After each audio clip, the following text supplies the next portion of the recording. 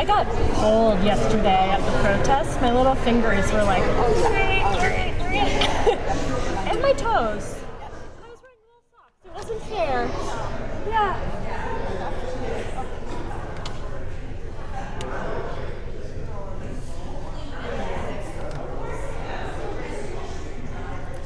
You want to ring the bell? Oh, there we go. That's pretty good. It'll take us a minute, I think. Go for it. Yeah.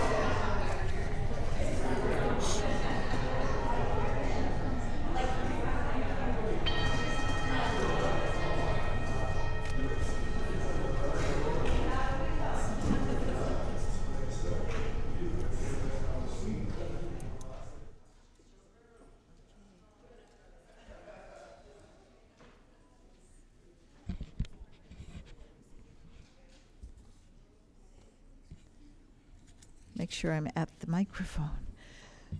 Good morning. Good morning, everyone.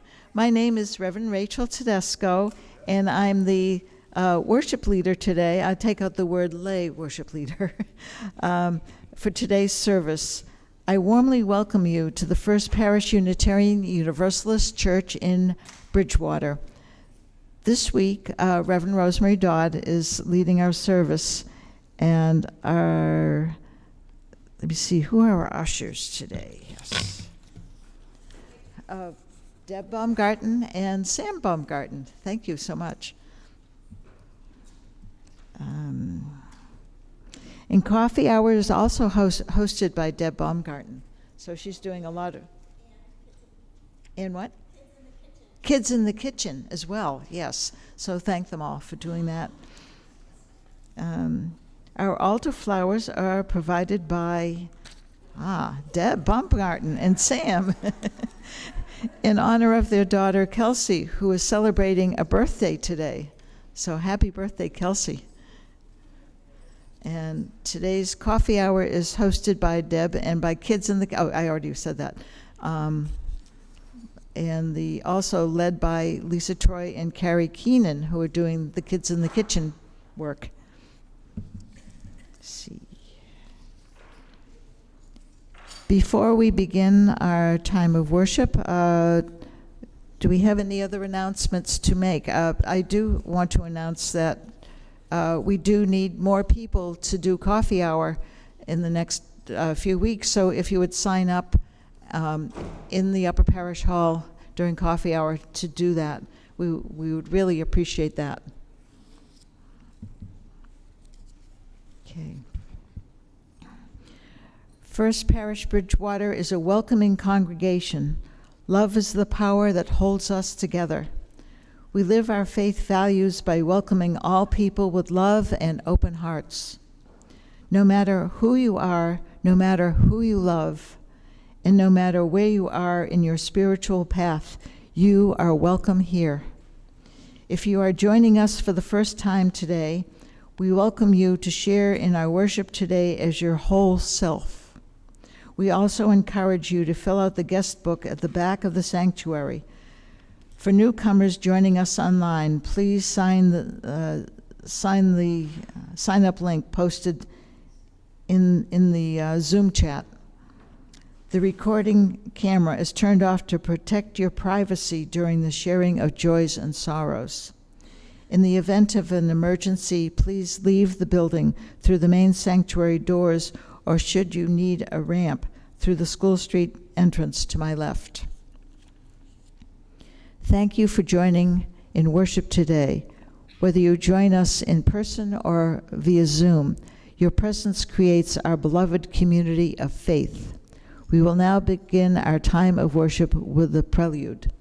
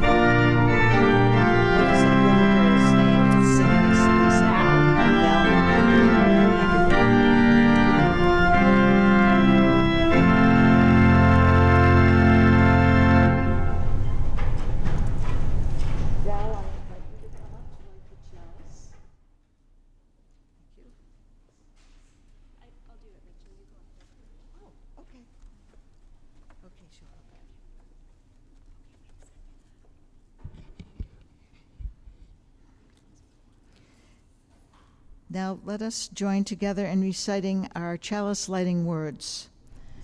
We light our chalice to mark the sacred hour as we gather in this beautiful sanctuary.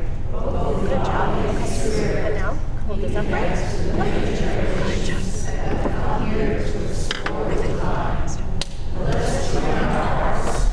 Find the holy in our relationship to each other. It is time to share worship together. Please rise in body or spirit, and let us join our voices for the affirmation of our covenant.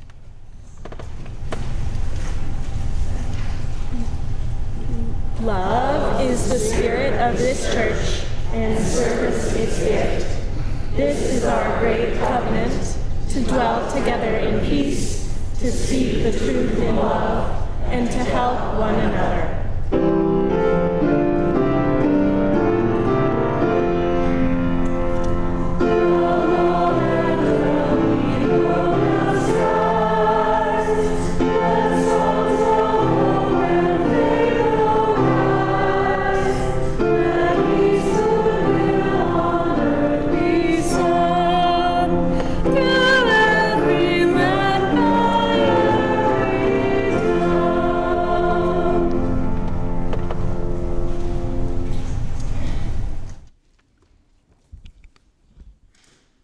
I like the subtitle. I am free. I think that's good. Good morning, everyone. I'm Reverend Rosemary Dodd, and it's my joy to be back from vacation and to be your minister here at this wonderful congregation. I have some kind of intense opening words today because it's been an intense week. Thank you, Sam, for sending me this poem by our former youth poet laureate, Amanda Gorman. I wanted the kids to be here too for this moment where we honor Renee Nicole Good, who was killed by ICE this week. She's the 33rd person killed by ICE in the last 12 months. 32 died in ICE custody, and she died protecting her neighbors. These words. They say she is no more, that her absence roars. Blood blown like a rose, iced wheels flinched and froze. Now, bare riot of candles, dark fury of flowers, pure howling of hymns. If for us she arose, somewhere in our pitched deep of grief crouches our power. The howl where we begin, straining upon the edge of the crooked crater of the worst of what we've been. Change is only possible, and all the greater, when the labor and bitter anger of our neighbors is moved by the love and better angels of our nature. What they call death and void, we know is breath and voice. In the end, generously endures our enormity. You could believe departed to be the dawn, when the black night has so long stood. But our bright fled angels will never fully be gone when they forever are so fiercely good. Let's have a moment of silence.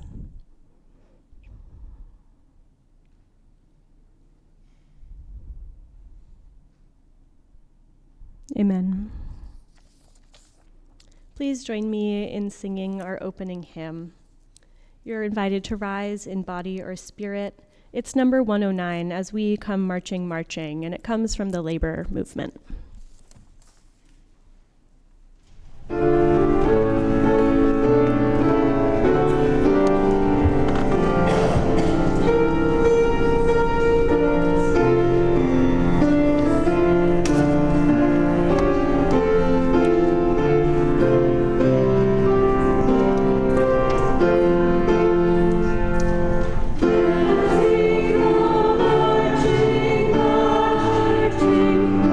the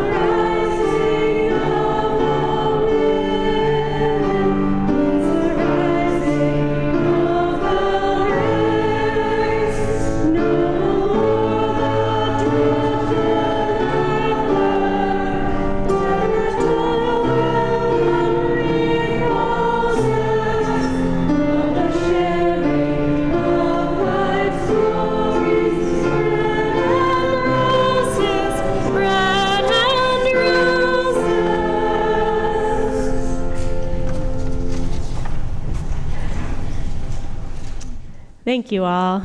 I love singing that song. Gets me. We now have a time for all ages, and it's a storybook called Too Much, An Overwhelming Day.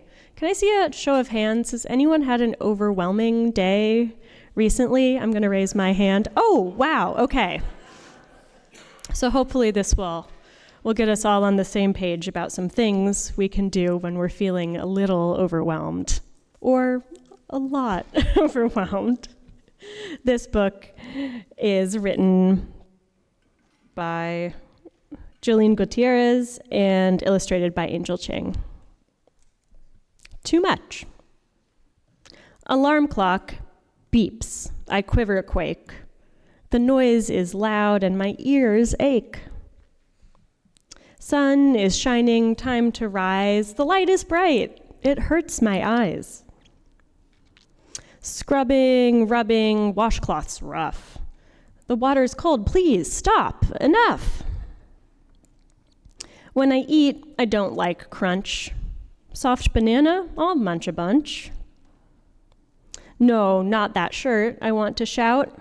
Sharp, itchy tag, please cut it out. It's cold outside. I think you grew. The coat's too tight. What can I do? Playground friends, crowd and touch. Someone hugs me. That's too much. Too loud, too bright, too itchy, too tight. I'm overwhelmed. I don't want to play. Sheet hug, please, is what I say. A gentle hug and I feel brave. That careful squeeze is what I crave. When I can, I'll try to say just what I need to change my day. Quiet time, dark place, soft shirt, personal space. Not loud, not bright, not itchy, not tight. I take deep breaths. You hold my hand. I'm thankful that you understand. With time and space, I know I'll find a peaceful place to still my mind. When feelings go on overload, I pause and breathe, and all is slowed. The end. Let's sing our kids to their classes. Please join me.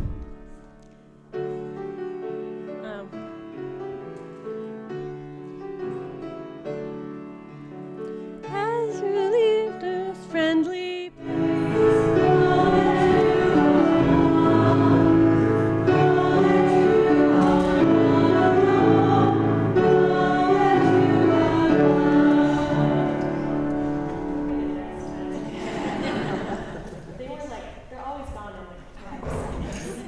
like, as you leave.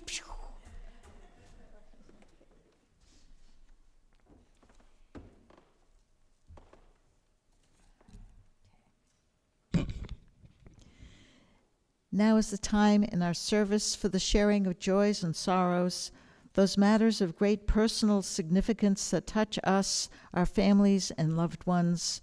If you have a joy or sorrow, please come to the front to light a candle. Please share fully but briefly into the microphone so that all may hear you. You may also choose to light your candle in silence. Online participants are invited to share by typing your joys and sorrows in the chat. A volunteer in the sanctuary will read them out loud.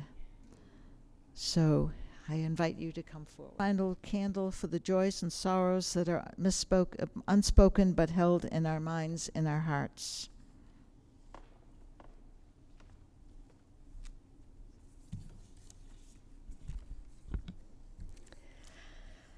Oh, it's good to be together. Let's take a deep breath in together and let go of something on your out breath. Let's do that again. Deep breath in Let something go on your breath out. We arrive together in worship, carrying the complex joys and sorrows of our lives together, the life of our communities, the life of communities far away and still in our hearts.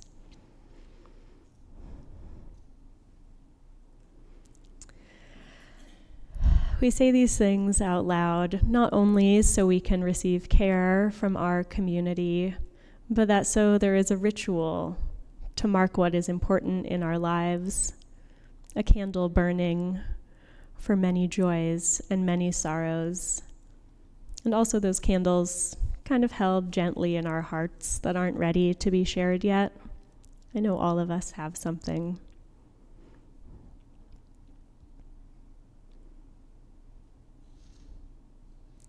It's been a heavy week for many of us, for some of us more than others.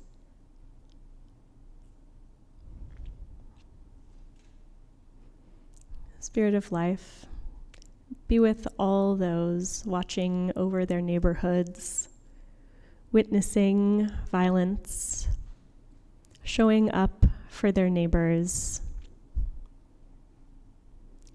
making their love known and active in the world. Be with those of us who can't do that work right now, who are carrying something too heavy or feel that we don't have the capacity.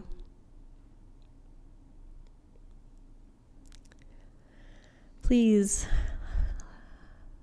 let's set down some of that feeling of guilt for that which we cannot do as well.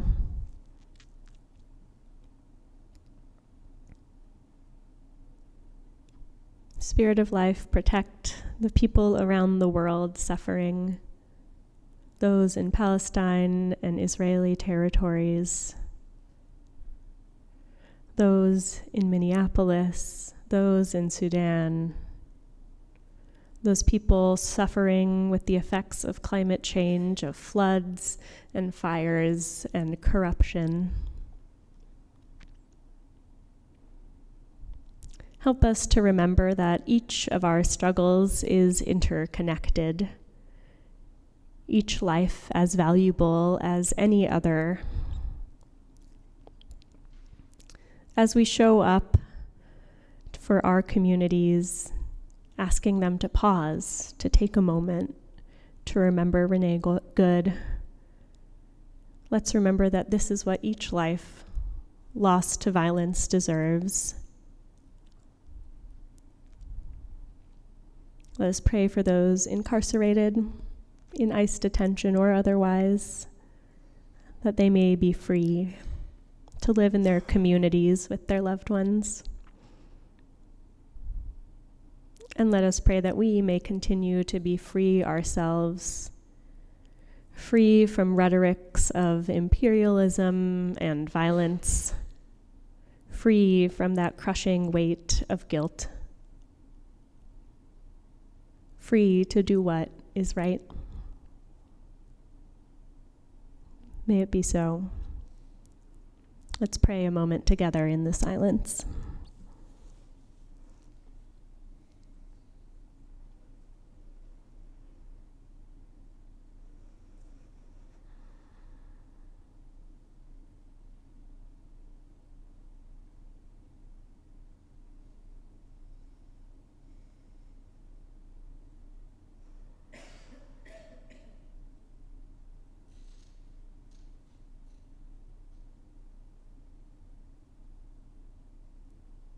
Blessed be, may it be so.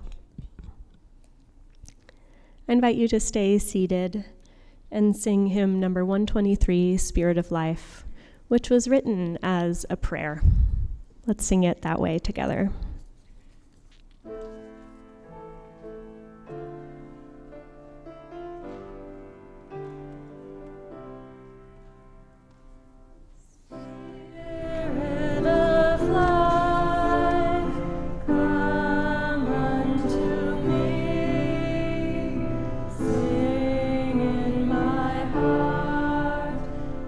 Strength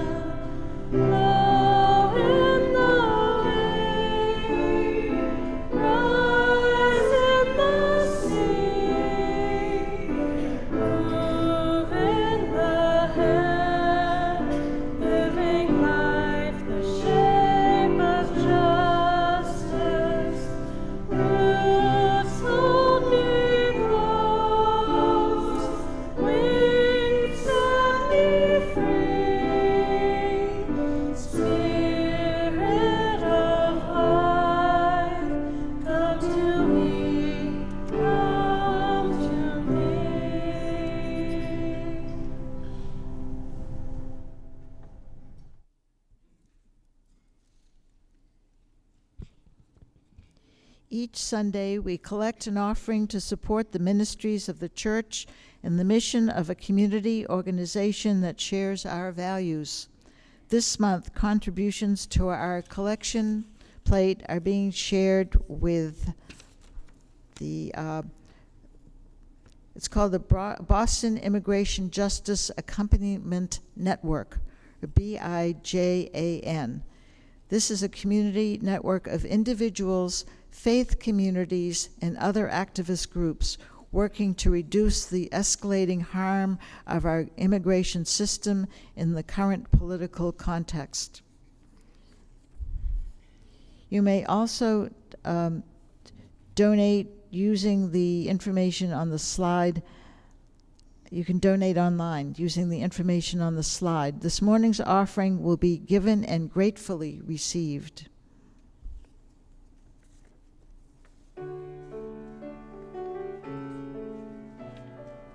Excuse me.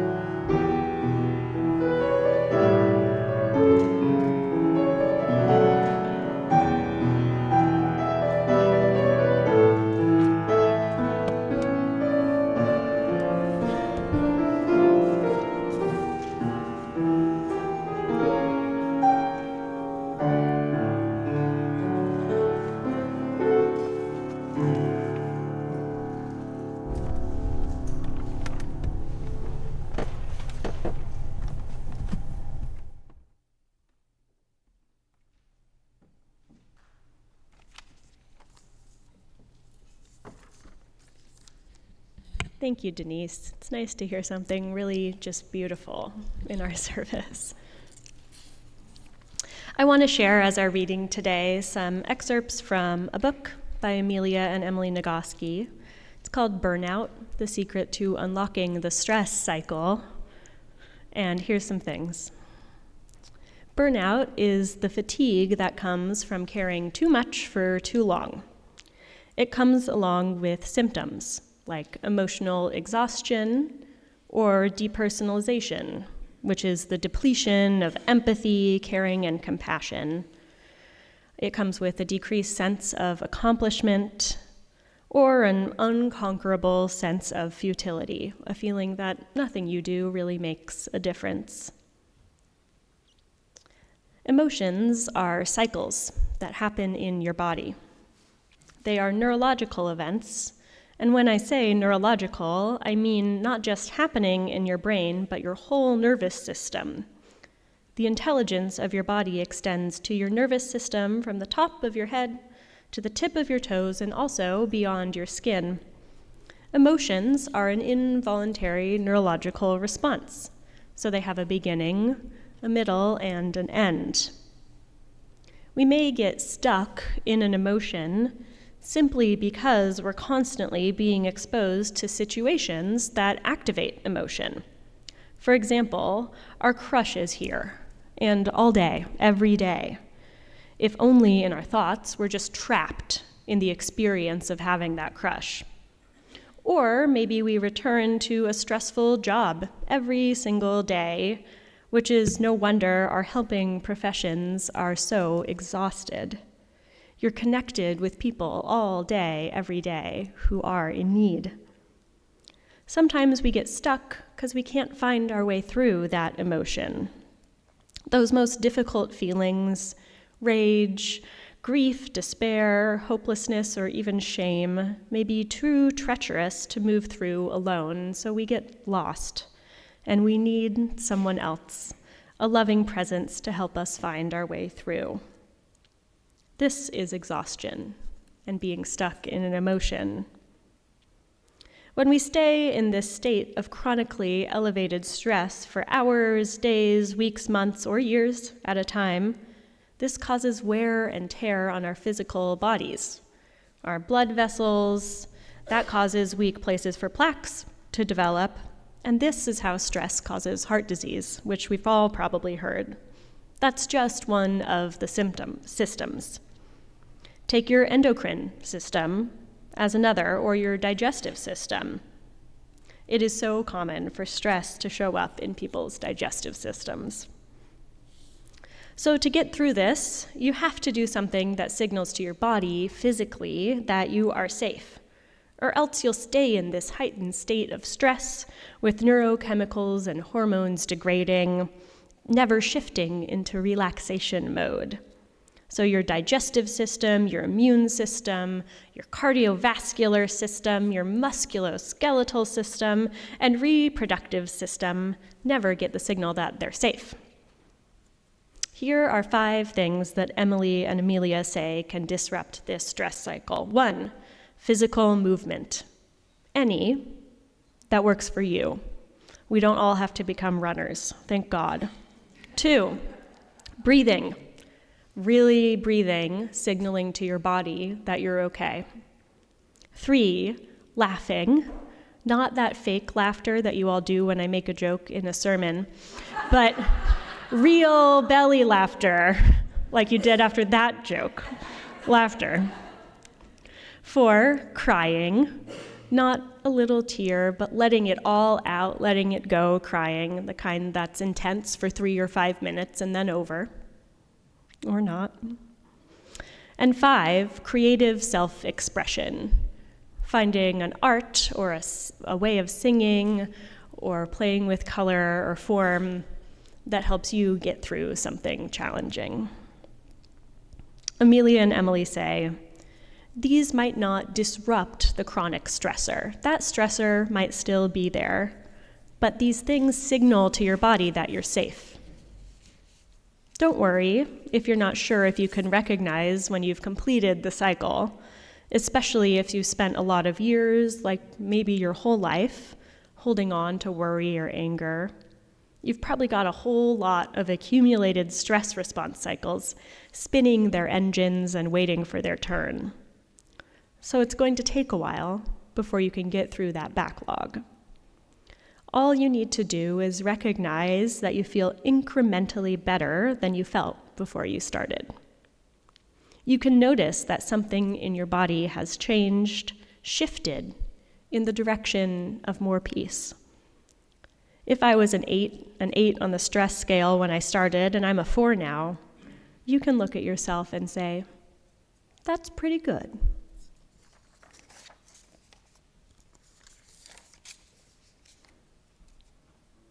I love this book by Amelia and Emily. I try to read it periodically, and mostly I skim through chapters and highlight things that feel important for me right now. And I planned this sermon as a way to talk about the holiday stress and coming out of it. But I think there's a lot of stressors in our world and in our lives right now. I've been showing up just kind of tired and sad to various places. Yesterday, I went to a protest led by the Luce Coalition and Beyond, who we're giving our offering to today. And I stood there and I cried as they read the names of those 33 people killed by ICE in the last 12 months. I was crying because I was sad about those people, of course, and then also those things in my personal life that are hard right now. The loss of my family's dog, the death of one of my dad's heroes, Bob Weir. But this week, I tried to disrupt that stress cycle for myself, and it went okay. I'm registered in a pottery class right now. I love pottery because it's so physical, and I don't work on the wheel, that's too hard. I build things with my hands, and I get out of my brain. So twice this week, I went to the pottery studio, and I worked with the clay, and I listened to my little leftist podcasts, which were full of just like righteous anger and a deep-rooted compassion and a belief in a better world. And after being in the pottery studio, I felt better. Maybe a 7 to a 3, 4. This week has been a week of trying to believe those things that I've been building to. Believing that if I go to the pottery studio, I'll feel better than sitting on my couch and reading the news. Believing my neighbors, believing our community organizers, and holding on to a little bit of belief that there is a better world out there, and we can make it so. But I am still just so sad, as happens sometimes. I think many people right now are carrying around this multi-layered fatigue, the kind that can lead to burnout, although I don't think I'm there, thankfully. There's this fatigue of caring for ourselves, keeping ourselves fed and going to the doctor and sleeping enough and eating food that nourishes us. There's the fatigue of caring for others, those in our lives who might be ill, those in our community, our children, our parents, our partners, our friends. And then there's the fatigue of caring so much about the world that we let it affect us. If you, like me, work in what we call a helping profession, a profession where we work with people and we listen, like nurses, some doctors, social workers, therapists, teachers, you're also carrying around that caring in your day-to-day life. Burnout is also more likely to affect women than men. They found this in studies. And that's because so much of this work of care for ourselves, our families, and our communities falls on women. We haven't fixed the patriarchy yet, which is such a bummer. I really wish we had. But women end up doing so much of this care work, that quiet, unseen labor that makes other people's lives more easeful, that runs our coffee hours, that takes down the Christmas tree when nobody asked them to. Let's notice that. Thank you. Here's a story I have of a time I was right on the edge of burnout in a stress cycle. It was my last year of college, and I went home for fall break to Northern California. I was so excited. I was taking all of these really intense classes, and I thought, this will be perfect. And I went to see some music with friends, and I spent time with my family. And on the third day, my brother woke me up at 5 a.m. and said, "I smell smoke." And I said, "Oh no." And we opened our phones, and the town next to our town was on fire. It was so scary. I think it was the scariest day of my life. The town near us, Santa Rosa, lost 10% of its housing that day. 10% of houses burned down. And my family packed our stuff, and we left because we didn't know if we were supposed to evacuate, and we didn't want to wait around for a time when we would have to, in that moment, go. So we put the dog in the car, and we all got in the car, and we drove, and we had lunch together, and it was awful. And it was also okay. My hometown was okay. Many, many people were not okay. And the fires, if you know anything about urban wildfires, they just keep burning. So it's not that one day, it's the stress of the weeks after, hearing about loved ones whose homes have burned down, hearing about a hot spot flaring back up again. And I had to get on a plane and go back to college.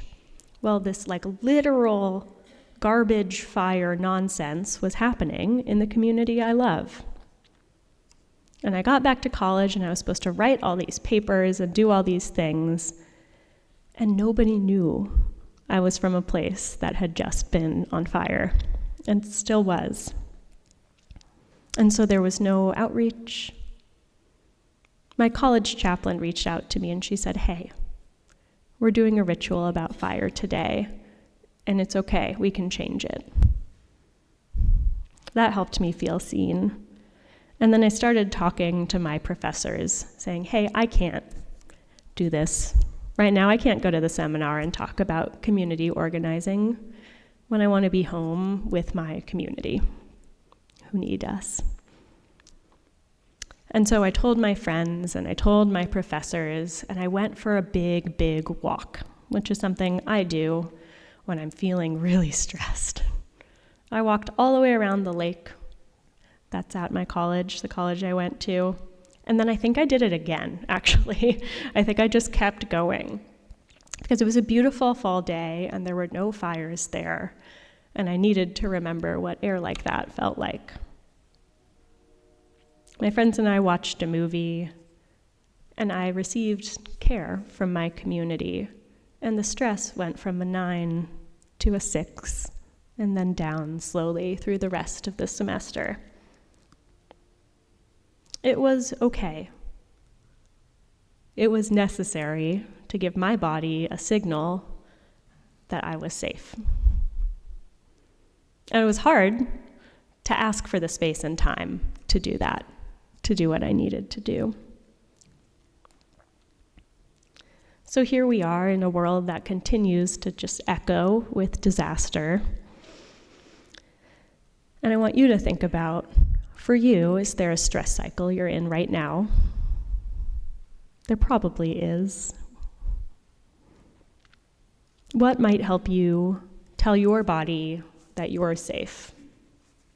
Not fixing, not ending, but what's a way that would help you tell your body you're safe? Maybe it's physical movement, like a big walk, even though the weather is not nice. Maybe it's a practice of meditation or deep breathing. Maybe it's seeing a friend and laughing together, really laughing. Maybe it's letting yourself cry, mourn, or a practice of creativity, however that flows through you. What might work for you? Try it sometime without guilt and see how it goes. When we say that we bring our joys and sorrows to the care of this community, this is part of that. Letting ourselves show up with what is alive for us and taking the time to address those things in community, knowing that each of us carry different things, but that those things are interwoven, they're connected, and held together through the love of this community. When I say interdependence, this is what I mean. When you are sad, I mourn with you. When you are joyful, I celebrate with you. Let's build that web, as this community is so good at doing. Let's tell each other what's on our hearts. Let's laugh, cry, breathe, and sing together. One step at a time, one day at a time, until our bodies start to know that we are safe here together. May it be so.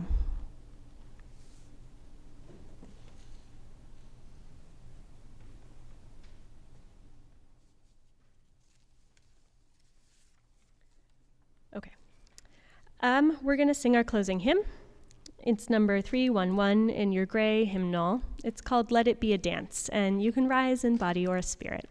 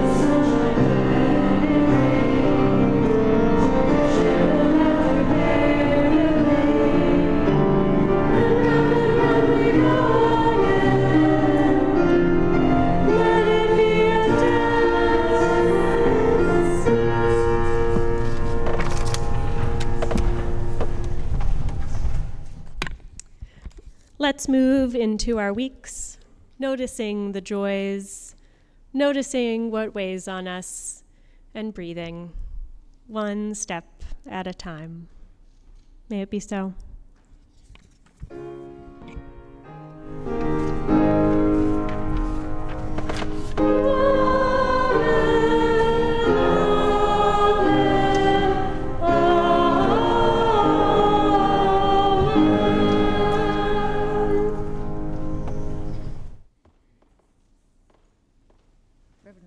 Would you extinguish the chalice, please? Please join me in our chalice extinguishing words. We extinguish this flame, but not the light of truth, the warmth of community, or the fire of commitment. These we carry in our hearts until we are together again.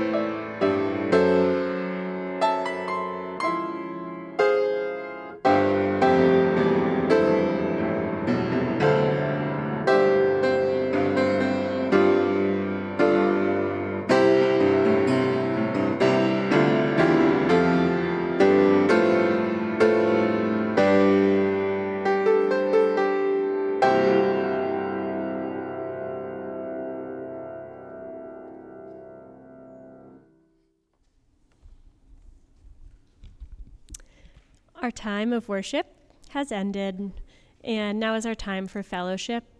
You're welcome to join us in the upper parish hall for something the kids made and something Debbie made. We'll also have coffee. Next week, I'm preaching again, so be here. Go in peace.